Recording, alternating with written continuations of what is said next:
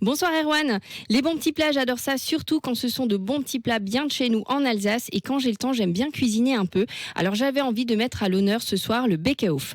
C'est un plat traditionnel emblématique qu'on retrouve dans toutes les bonnes Weinstube alsaciennes. Le Bäckehof se prépare avec des pommes de terre, des légumes et un assortiment de viande d'agneau, de bœuf et de porc marinés dans du sylvaner ou du riesling par exemple. Le tout est cuit à l'étouffée avec des épices dans une terrine évidemment traditionnelle de Soufflenheim et ça mijote pendant de longues heures. Plus c'est long et plus c'est bon. Et il y a toute une histoire derrière cette recette, j'imagine. Oui, alors déjà, Beck, ça veut dire boulanger en alsacien et Hof, c'est un four. Ça se traduit donc par le four du boulanger ou le four à pain. Il faut se rappeler qu'à l'époque, personne n'avait de four à la maison. Les femmes préparaient en fait à l'époque le Bäckehof le samedi. Elles laissaient mariner la viande et elles déposaient la terrine le dimanche matin dans le four à pain du boulanger juste après la cuisson du pain.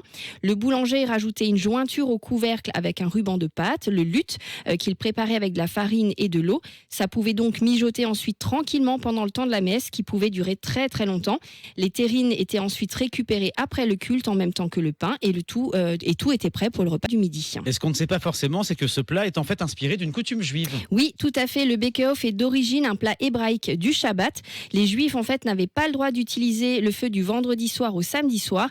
Ils avaient donc créé ce plat à base de pommes de terre et de viande pour le confier à un boulanger non juif qui devait le garder au chaud toute la nuit et il le récupérait après la prière à la synagogue. Plus tard, on a aussi pu déposer son Bäckehof sur le chemin du lavoir, du travail ou des champs pour le récupérer au retour pour le déjeuner.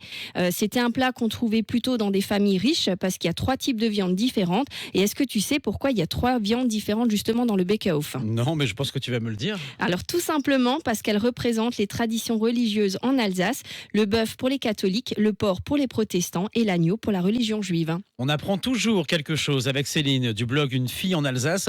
Mais sur ton blog, il y a aussi des vrais coups de cœur culinaires. Et là, cette semaine, tu as sorti le top de tes recettes alsaciennes préférées. Oui, voilà, j'en ai partagé quelques-unes parce que, voilà, comme dit, j'aime bien cuisiner de temps en temps. Il y en a plein, j'imagine. Ouais, une petite dizaine là pour l'instant.